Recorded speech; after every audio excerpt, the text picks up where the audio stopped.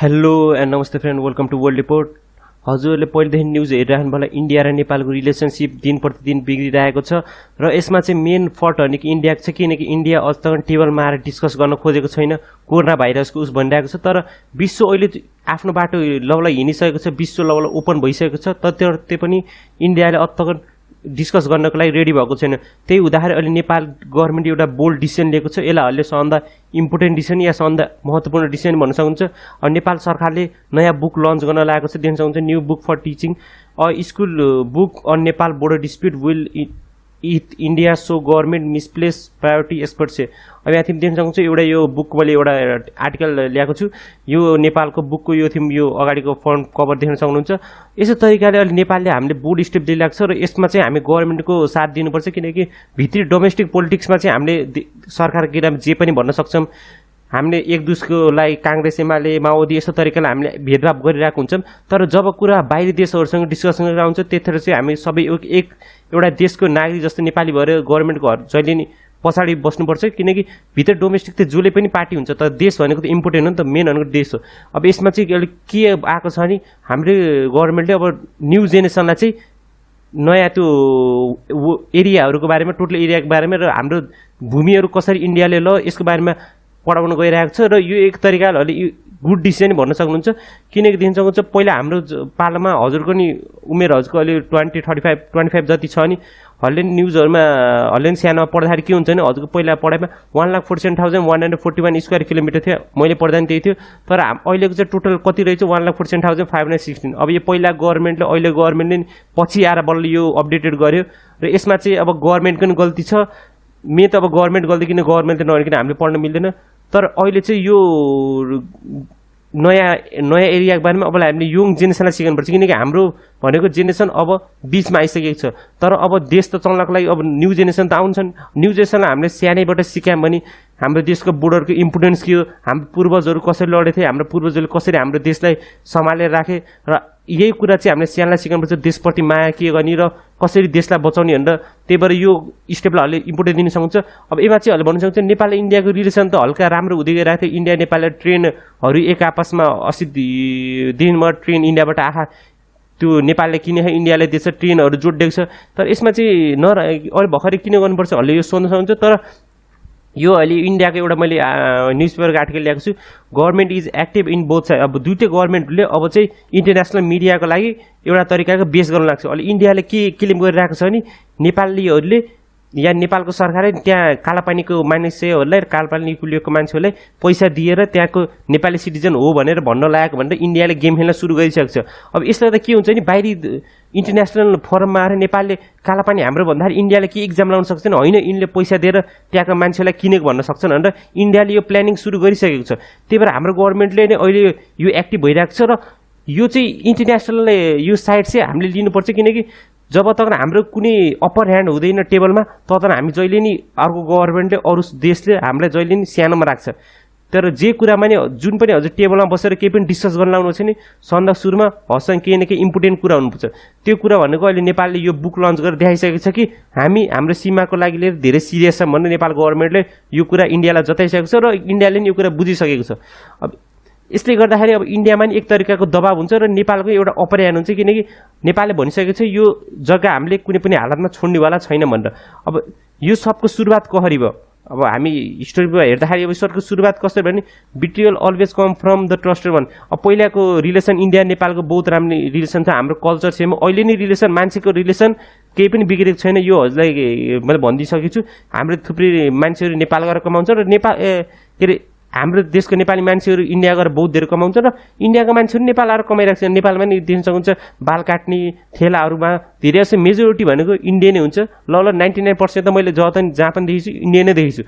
अब यो कुरा हुँदाखेरि हाम्रो के अरे आम मान्छेहरूमा चाहिँ यसको इफेक्ट भएको छैन र यसको इफेक्ट हुन नि हुँदैन, किनकि हाम्रो देशको रिलेसन ओपन बोर्डर हुनाले र हामी एउटा ल्यान्डलक हुनाले मान्छे टु मान्छे रिलेसन चाहिँ राम्रो हुनुपर्छ।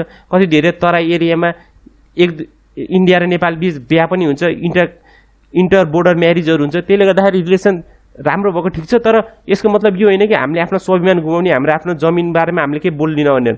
यसको डिटेल कसरी हुन्छ नि, after getting defeated in 1962 war with China, then Indian prime minister Jawaharlal Nehru requested king Mahendra to allow India to keep its army for some time.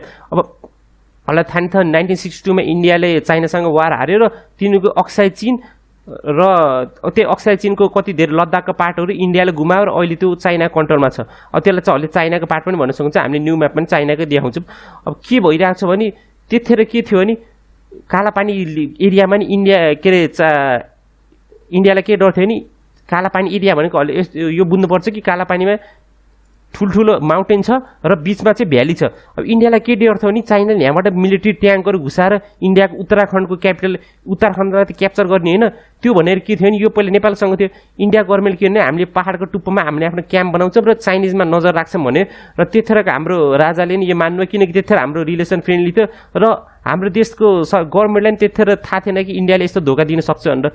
तर रियालिटी पछि गएर सुन्छ। अब but even after 60 years, instead of taking its army from the land that was given to it temporarily, the Indian government rather issue a map putting the area within its territory.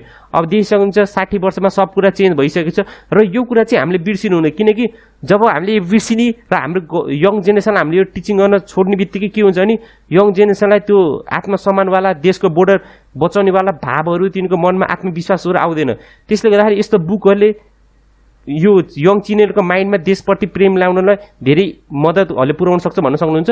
र यसले गर्दा हाम्रो upper hand पनि इन्डियासँग टेबलमा बस्छ र इन्डियाले यो एकतर्फा गरिरहेको छ र इन्डिया अहिले बोल्न खोजिरहेको छैन, किनकि इन्डियासँग कुनै पनि तरिकाको एभिडेन्सहरू छैन। त्यो इन्डियाले के गरिरहेको छैन अहिले त्यता कालापानी एरियामा चाहिँ आफ्नो मिलिट्री प्रेजेन्सहरू बढाइरहेको छ र इन्टरनेसनल मिडियाहरूमा पनि के गरिरहेको छ भने कालापानी हाम्रो भनेर नयाँ म्यापहरू वर्ल्डभरि एक्सेप्ट गर्न लगाइरहेको छ। यसमा चाहिँ नेपालले अब के गर्न सक्छ? अब नेपाल गभर्मेन्टसँग के अप्सन छ त? अब सबभन्दा मेन अप्सन भनेको त हामीले यो बुकहरू छापेर हामीले इन्डियालाई क्लियर मेसेज दियौँ, हामीले आफ्नो बोर्डरलाई गुमाउनेवाला छैनौँ र हाम्रो बोर्डर हामीलाई ज्यानभन्दा पनि प्यारो छ हाम्रो भन्ने एक तरिकाको हामीले मेसेज दिइसक्यौँ। अब यो यति मात्रै कुराले हुँदैन, यो भले के सुन यो कुराहरूले बुझ्न सक्छ यो एउटा सानो कुरा हो, यसलाई ठुलो बोल्ड मुभ भन्न सक्नुहुन्छ, तर यो चाहिँ मेन मुभ होइन, किनकि बुक आफ्नो देशमा छाप्दैमा यसले इन्टरनेसनल प्रेसर इन्टरनेसनल रिलेसनमा केही पनि धेरै इफेक्ट पार्दैन।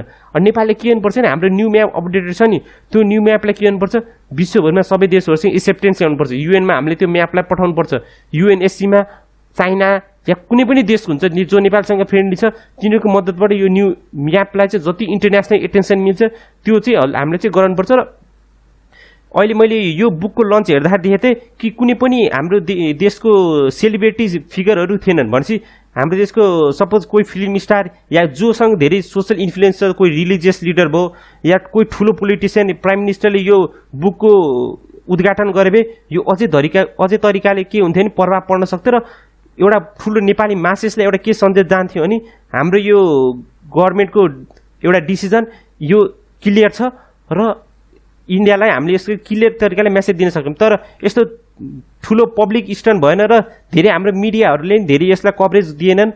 यो चाहिँ हामीले एक तरिकाको हामीले यो एउटा तरिकाको डाउन प्ले गर्न भन्न सक्नुहुन्छ। तर यसले गर्दाखेरि हाम्रो यो चाहिँ अप्पर ह्यान्ड चाहिँ हल्का चाहिँ लो हुन्छ, किनकि हामीले धेरै हाम्रो पिपुलहरूलाई अझै हामीले धेरै तरिकाले इन्फ्लुएन्स गर्न सक्छ। कति धेरै अहिले भन्छ 50+ मान्छेहरूले अझै यसको न्युज नपाएको नि हुनसक्छन्।